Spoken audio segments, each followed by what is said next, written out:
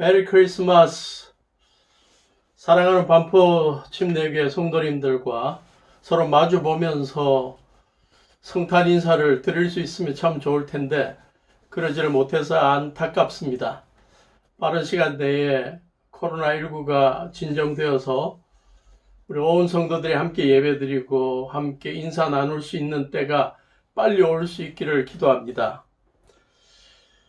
요즘 성탄절이 되면 가장 많이 관심을 가지는 것이 무엇일까 생각해 볼 때 성탄절 선물이 아닐까 생각하게 됩니다. 몇 년 전에 결혼정보사에서 미혼 남녀에게 설문조사를 한 것을 보았습니다. 성탄절 선물로 가장 받고 싶어 하는 게 뭐냐라고 물었더니 7위가 노트북이나 카메라, 6위가 가방이나 신발, 5위가 뮤지컬 콘서트 공연 티켓, 4위가 향수나 화장품, 3위가 옷, 2위가 상품권이나 현금, 1위가 반지나 목걸이였습니다. 인터넷을 보니까 크리스마스에 여유로운 시간을 드리고 건강을 드리고 사랑을 드리고 새로운 경험을 드리고 자연을 드리고 평화로움을 드리고 행복을 선물로 드립니다 라는 광고가 있어서 들어가 보았더니 다른 게 아니라 스코틀랜드 나라의 아름다운 숲속에 별장들을 지어놓고 사람들이 크리스마스 때 거기서 쉬고 가도록 광고하는 내용이었습니다.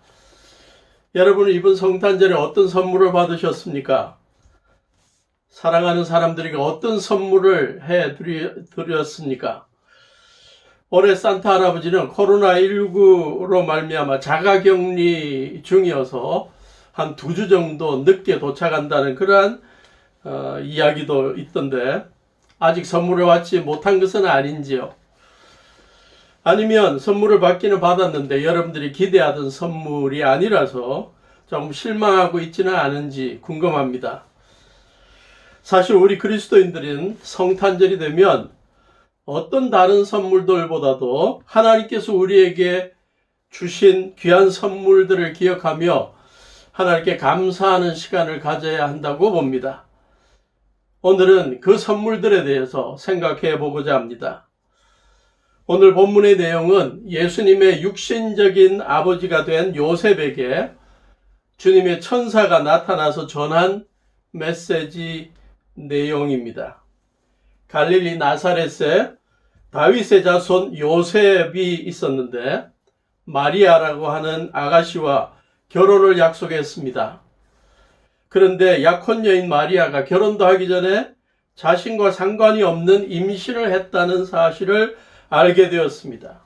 이 사실이 마을 사람들에게 알려지게 되면 요셉 자신의 명성에 커다란 흠이 될 것이라고 생각할 수 있었을 것입니다. 그러나 요셉은 의로운 사람이어서 마리아에게 부끄러움을 주지 않고 조용히 파혼을 하려 했습니다. 그러자 주님의 천사가 요셉에게 나타나서 말했습니다. 오늘 본문의 말씀 마태복음 1장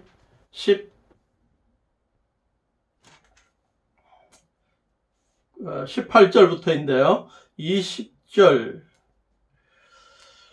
주님의 천사가 꿈에 그에게 나타나서 말하였다. 다윗의 자손 요셉아 두려워하지 말고 마리아를 내 아내로 맞아들여라. 그 태중에 있는 아기는 성령으로 말미암은 것이다. 마리아가 아들을 낳을 것이니 너는 그 이름을 예수라고 하여라. 그가 자기 백성을 그들의 죄에서 구원하실 것이다.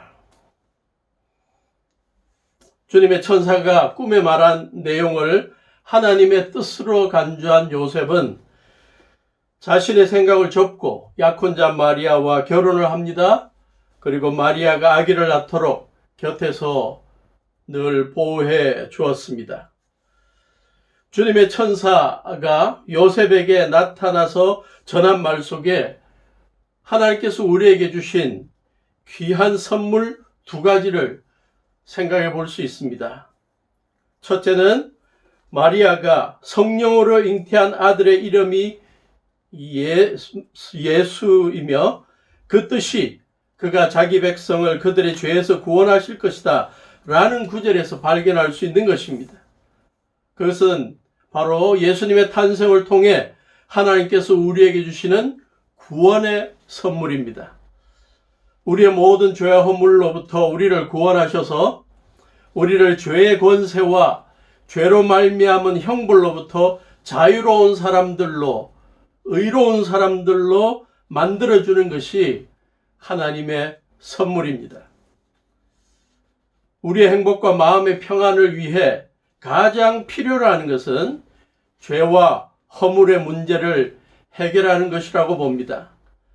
성경은 여러 곳에서 우리 인간의 죄와 그 심각한 결과들에 대해서 지적하고 있습니다. 로마서 3장 10절부터 18절 보면 우리 모두가 하나님 앞에서 죄인이다. 허물이 많은 자들이라는 것을 지적합니다. 입으로 하는 말에는 저주와 독설이 가득 차고 발로 가는 곳마다 사람들의 피를 흘리게 한다라고 언급합니다. 그 결과로 파멸과 비참함만 경험하고 평화와 평안을 누리지 못한다고 언급하고 있습니다. 이어서 로마서 3장 23절에서는 모든 사람이 죄를 범하였습니다.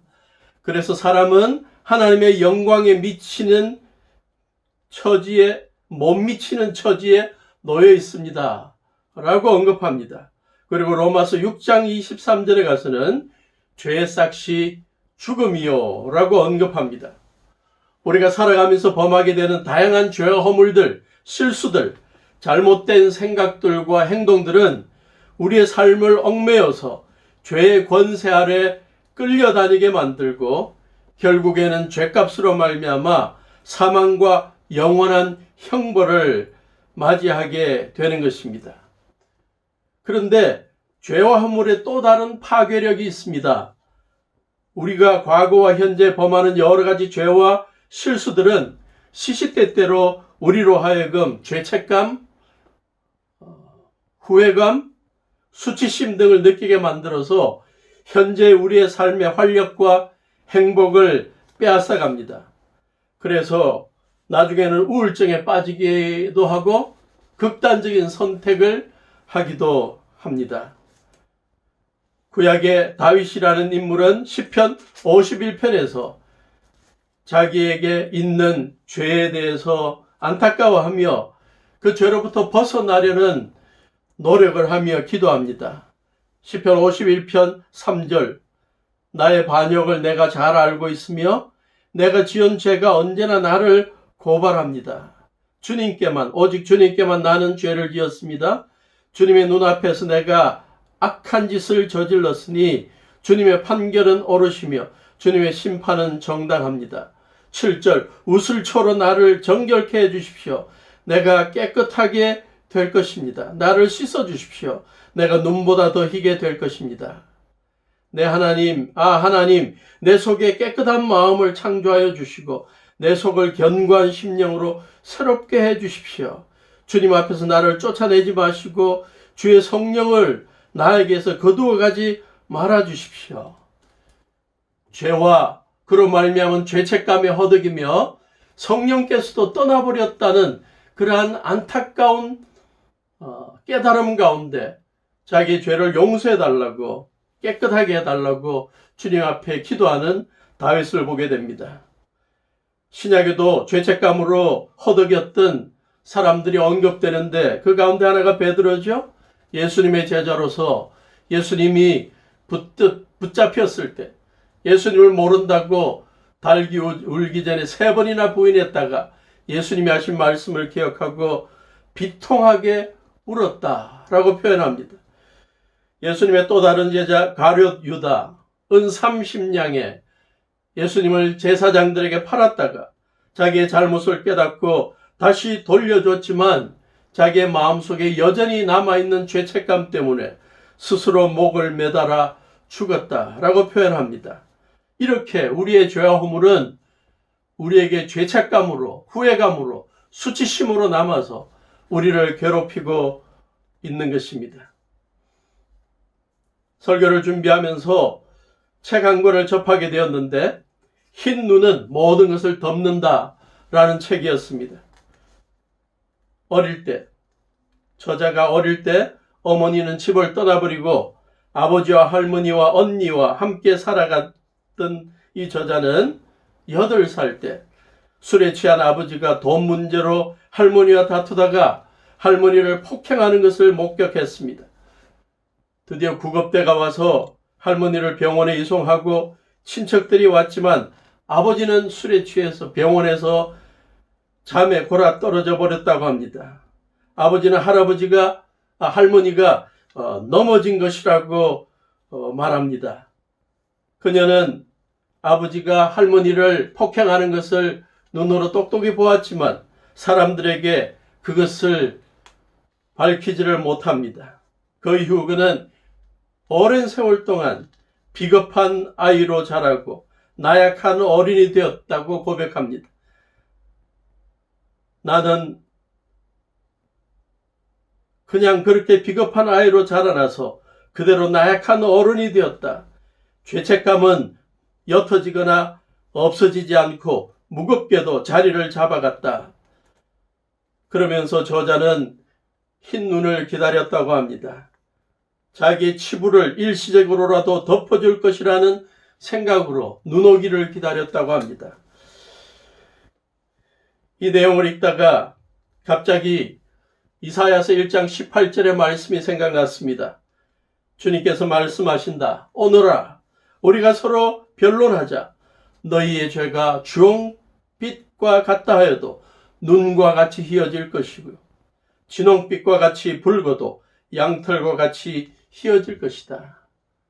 눈이 우리의 죄책감을 벗어나게 하는 것이 아니라 하나님만이 우리의 주홍빛 같은 죄도 눈과 같이 희게 만들어 주시는 것입니다. 오늘 본문은 구약에 하나님께서 이스라엘 백성들의 죄 문제를 해결해 주기 위해서 제사제도를 세웠지만 백성들이 그 제사제도의 의미를 잃어버리고 살아간 것에 대해 하나님께서 새로운 죄로부터의 해결책을 제시한 것을 소개합니다. 레위기 1장부터 7장에 보면 출애굽한 이스라엘 백성들이 광야 생활하는 동안 하나님께서 5가지 제사를 드리도록 요구합니다. 번제, 소제, 화목제, 속죄제, 속건제. 그 가운데 앞에 3개는 자원적인 제사였지만 뒤에 2가지는 의무적인 제사입니다. 살아가다가 자기 자신이 죄를 범한 것이 깨달아지면 소나 양이나 비둘기를 잡아서 하나님 앞에 드리고 그 죄의 문제를 해결하라는 것입니다. 하나님께서 왜 광야의 백성들에게 죄를 범했을 때마다 속죄제와 속건제를 드리라고 하셨을까? 무엇보다도 그들의 매일매일의 삶 속에서 죄와 허물로 말미암은 죄책감, 후회감, 수치심을 청산하고 하루하루 당당하게 살아가게 만들기 위해서라고 봅니다. 안타깝게도 이스라엘 백성들은 이러한 죄로부터 벗어날 수 있는 제사제도의 의미를 잃어버리고 예언자들을 통해 참된 제사를 통해 회개하라는 하나님의 요구를 놓쳐버리고 여전히 죄에 빠져 죄책감에 빠져 살면서 하나님의 영광에서 벗어나 삽니다. 하나님께 주시는 풍성한 삶, 구원을 경험하지 못한 것입니다. 그러자 드디어 하나님께서 최후의 해결책으로 예수님을 이 땅에 보내셨습니다. 영이신 하나님이 육체를 입고 이 땅에 오신 것입니다. 삼위일체 하나님의 한 분이 성자로 이 땅에 오신 것입니다. 그래서 오늘 본문 마태복음 1장 23절은 말합니다. 아들을 낳으면 예수라고 하라. 그가 자기 백성을 그들의 죄에서 구원하실 것이다. 예수님이 이 땅에 살아계시는 동안 여러 차례 말씀하셨습니다. 예수님께서 이 땅에 오신 목적을 말씀하셨습니다. 마가복음 10장 45절. 인자는 섬김을 받으러 온 것이 아니라 섬기러 왔으며 많은 사람을 구원하기 위해 치를 몸값으로 자기 목숨을 내주러 왔다.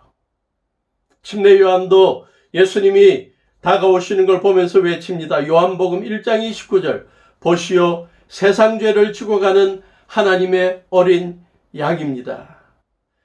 구약의 레위기 16장 보면 이스라엘 백성들이 광야에서 사는 동안 1년에 한 번씩 속죄일 제사를 드렸습니다.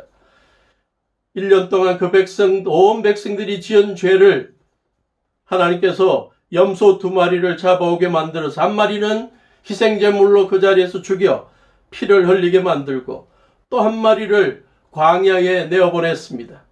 아사새를 위한 염소를 광야로 내보내서 광야에서 온 백성들의 1년간의 죄와 허물을 대신 지고 죽음의 형벌을 지고 가게 만든 것입니다. 이러한 구약의 전통을 이어서 예수님께서 이 땅에 오셔서 세상 모든 사람들의 죄를 대신 지고 죽어주신 구세주가 된 것입니다. 그래서 사도 바울은 이렇게 가르칩니다. 로마서 5장 8절 우리가 아직 죄인 되었을 때 그리스도께서 우리를 위하여 죽으심으로 하나님께서 우리에 대한 자기의 사랑을 확증하셨다. 사도 베드로는 가르칩니다. 베드로전서 2장 24절에서 그는 우리의 죄를 자기의 몸에 몸소 지시고서 나무에 달리셨습니다. 사도 요한은 이렇게 가르칩니다. 요한일서 1장 8절과 9절입니다. 우리가 죄가 없다고 말하면 우리는 자기를 속이는 것이요 진리가 우리 속에 없는 것입니다. 우리가 우리 죄를 자백하면 하나님은 신실하고 의로우신 분이셔서 우리 죄를 용서하시고 모든 불의에서 우리를 깨끗하게 해주실 것입니다. 그러므로 이번 성탄절 예배를 통해 확실하게 붙잡아야 할 믿음이 있습니다. 하나님의 아들 예수님께서 육신을 입고 이 땅에 탄생하신 분명한 목적이 있다는 것입니다. 예수님께서 우리의 모든 죄값을 대신 치르시기 위해 십자가에 달려 죽으심으로 말미암아 이 사실을 믿는 우리들에게 죄의 권세로부터 벗어나게 해주신다는 점입니다. 또한 우리로 하여금 죄책감과 후회감에서 해방되게 하시고 죄의 형벌을 피하게 해주신다는 점입니다. 그래서 예수님의 약속처럼 멸망하지 않고 영생을 해주신다는 믿음입니다. 언젠가 우리가 주님의 심판대 앞에 서게 될 때 예수님의 십자가에서의 희생적인 죽음과 피 흘리심 때문에 하나님 앞에서 의로운 자로 인정받게 될 것입니다. 미국에 몇 년 목회를 하고 살아가는 동안 가끔 영화관을 가게 되면 영화가 시작하기 전에 광고 영상이 띄어지게 됩니다. 그때 잊혀지지 않는 광고 영상이 하나 있었습니다. 적십자사 레드크로스의 광고였습니다. 사람들이 천국에 들어가기 위해 천국 문 앞에 다다르게 되는데 천국 문 앞을 지키는 문지기들이 있었습니다. 양복 입은 깔끔한 신사가 들어가려고 하는데 거부당합니다. 부자가 들어가려 하는데 거부당합니다. 아주 아름답게 생긴 사람이 들어가려 하는데 거부당합니다. 그런데 이어서 할리 데이비슨이라는 아주 비싼 오토바이를 타고 온 턱에 수염이 덥수룩 간 사람, 험상궂게 생겨서 마치 깽단의 두목처럼 생긴 사람이 천국 문 앞에 서는데 통과가 되었습니다. 왜 그런가 봤더니 그 사람의 가슴에 적십자사 배지가 달려 있었습니다. 헌혈을 했기 때문에 얻은 배지가 있어서 천국에 들어간다는 겁니다. 우리가 언젠가 이 땅의 삶을 끝내고 천국에 들어갈 때 적십사 배지 때문에 들어갈 수 있을까요? 아닙니다. 오히려 우리는 우리의 모든 죄와 허물을 대신 지시고 십자가에 달려 피 흘리시고 희생제물이 되신 예수님 때문에 그 그분을 구세주와 주님으로 모시고 사는 믿음 때문에 우리는 천국에 들어가 영생을 얻게 되는 것입니다. 아들을 낳으리니 이름을 예수라 하라. 그가 자기 백성을 그들의 죄에서 구원하실 것이다. 예수님께서 이 땅에 육신을 입고 오셔서 우리를 모든 죄로부터 구원해 주신 것, 이것이야말로 하나님께서 우리에게 주신 최고의 선물 중에 하나입니다. 그러면 하나님께서 우리에게 주신 또 다른 선물은 무엇입니까? 23절을 통해 생각해 볼 수 있습니다. 보아라, 동정녀가 잉태하여 아들을 낳을 것이니 그의 이름은 임마누엘이라고 할 것이다. 하신 말씀을 이루려고 하신 것이다. 임마누엘은 번역하면 하나님이 우리와 함께 계시다는 뜻이다. 예수님께서 이 땅에 탄생하시게 되면 하나님께서 자기 백성들, 즉 우리들과 함께 하심을 온 백성이 알게 될 것이라고 약속하셨습니다. 그러므로 예수님의 탄생은 하나님과의 동행, 하나님의 아들 예수님과의 동행, 성령님과의 동행이라는 귀한 선물을 온 인류에게, 우리 믿는 자들에게 주신 것입니다. 하나님의 아들과의 동행은 어떤 동행일까? 성령님과의 동행은 어떤 동행일까? 기차나 고속버스 혹은 비행기를 장시간 타고 가는 동안 알지 못하는 사람과 곁에 앉아서 가게 될 때에 어색함, 불편함을 우리는 경험했을 것입니다. 하나님과의 우리와의 동행이 이러한 어색하고 불편한 동행일까? 어떤 동행일까? 저는 사랑하는 가족들, 사랑하는 사람들과의 동행에 비유해 보고 싶습니다. 몇 시간 동안 차를 타고 가족들과 사랑하는 자들과 동행할 때 사랑하는 가족들이, 사랑하는 자들이 옆에서 시시때때로 물을 권해서 마시게 하고 과일을 권하고 조는 것을 걱정해주고 시간이 많아서 살아온 과거 이야기들을 하면서 속상했던 일이나 또 슬펐던 일이나 억울했던 일이나 아쉬운 일이나 이런 것들을 이야기하면 힐책하지 않고 괜찮다고 이야기해주고 다 지나간 걸 왜 떠올리냐 그러고 앞으로 더 잘하면 된다 그러고 힘내라 그러고 걱정하지 말라 그러고 이렇게 위로해주는 그러한 동행이야말로 참 아름다운 동행입니다. 우리 주님과 성령님과의 동행이 바로 이러한 동행이라고 믿습니다. 하나님께서 죄와 허물로 참 행복을 잃어버리고 사는 모습을 안타까워하셔서 인간들의 죄와 허물을 용서하기 위해 인간의 몸을 입고 이 땅에 오셨습니다. 또한 하나님의 자녀들과 동행하면서 시시때때로 필요한 것을 채워주시고 고난과 역경을 이기도록 힘주시고 위로해 주시기 위해 인간의 몸을 입고 이 땅에 오신 것입니다. 영이신 하나님이 육신을 입고 이 땅에 오셨다. 성경이 소개하는 최고의 기적인 것입니다.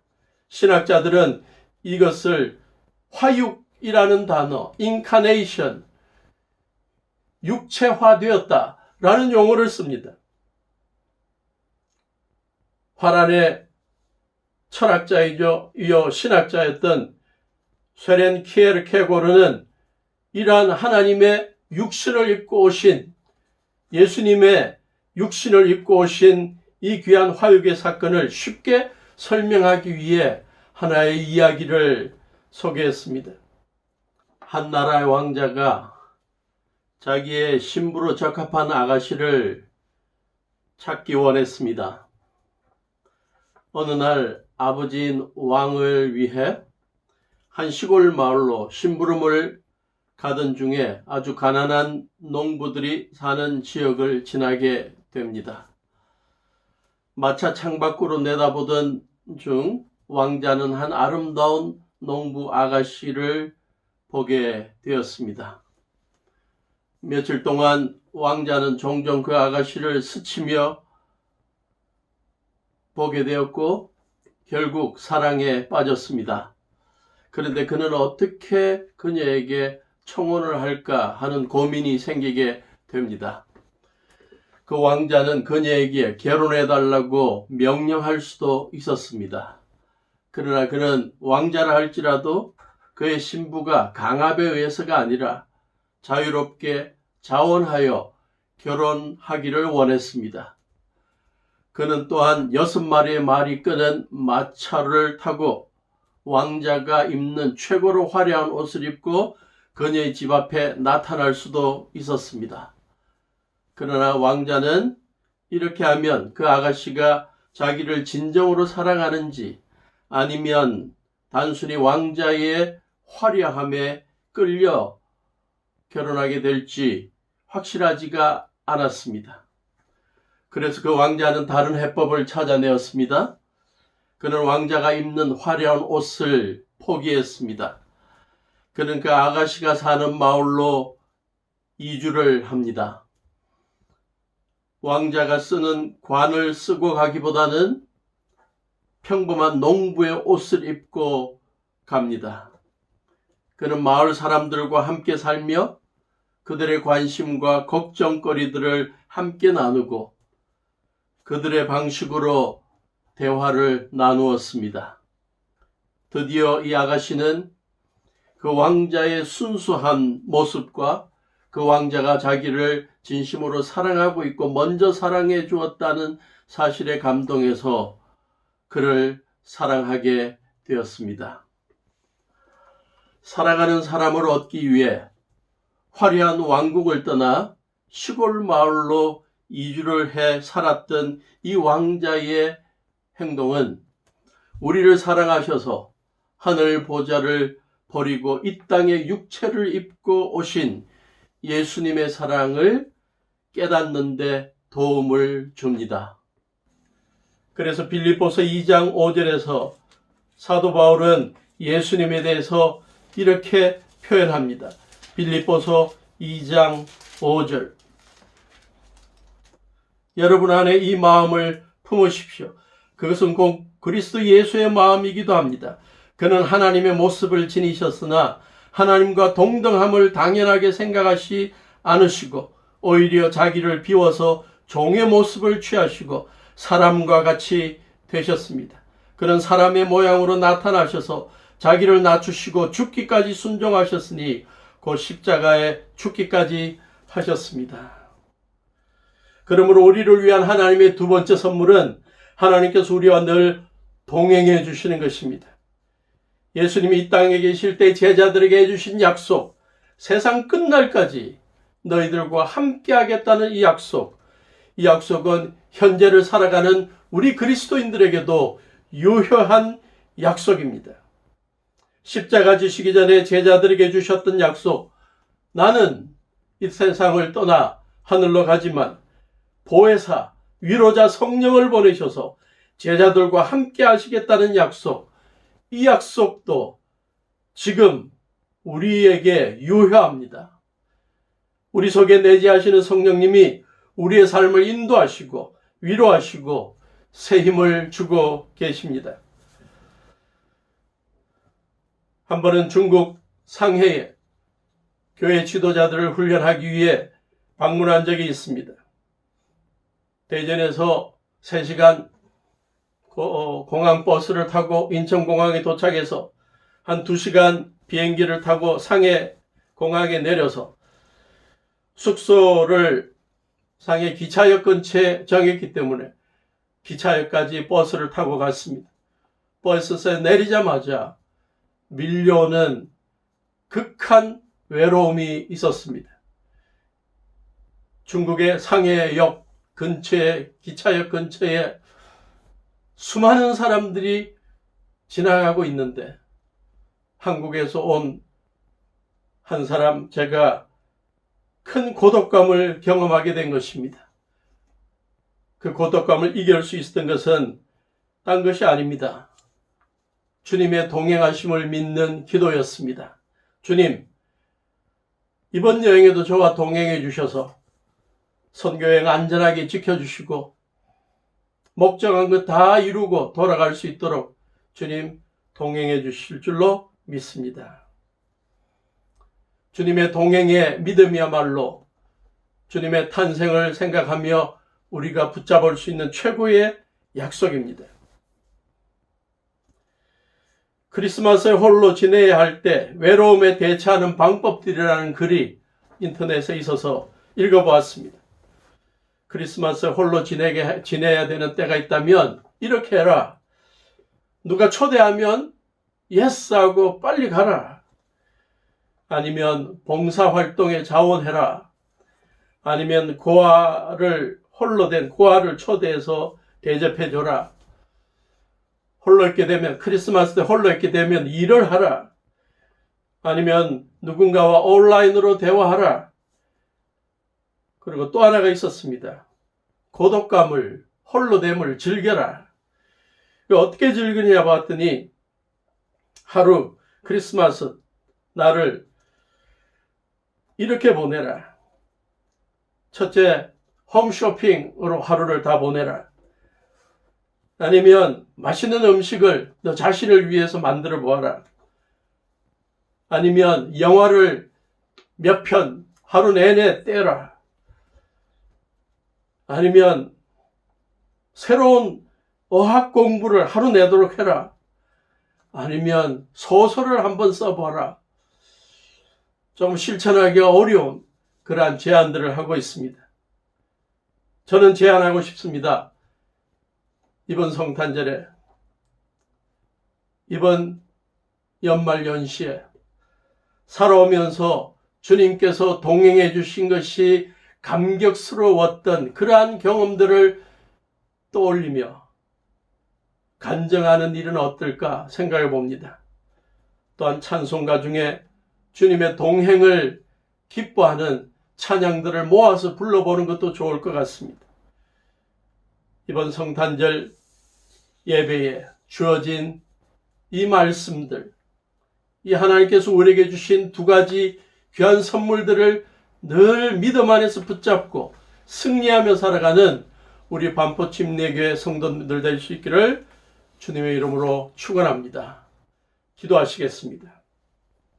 하나님 아버지, 예수님의 탄생의 때에 천사들을 통해 요셉에게 주어진 하나님께서 우리에게 주신 두 가지의 귀한 선물들 깨닫고 확신하고 살아가는 저희들 되게 해주시옵소서. 예수님의 이름에서 나타나 있는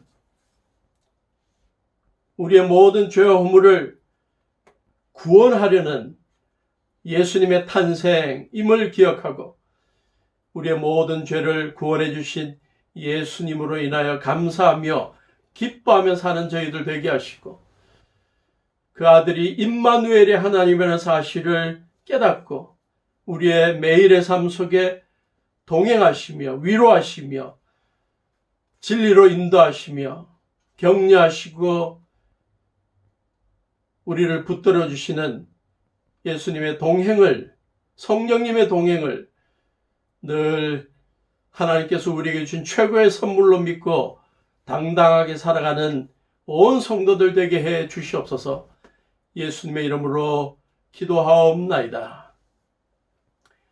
이제는 우리 주 예수 그리스도의 무한하신 은혜와 아버지 하나님의 지극하신 사랑하심과 성령님의 동행하심이 성탄 예배를 맞이해서 하나님께서 우리에게 주신 귀한 선물들을 다시 한번 깨닫고 기쁨으로 신앙생활 하기를 다짐하는 귀한 성도들 위해 지금부터 영원토록 함께 하시기를 예수님의 이름으로 간절히 축원하옵나이다. 아멘.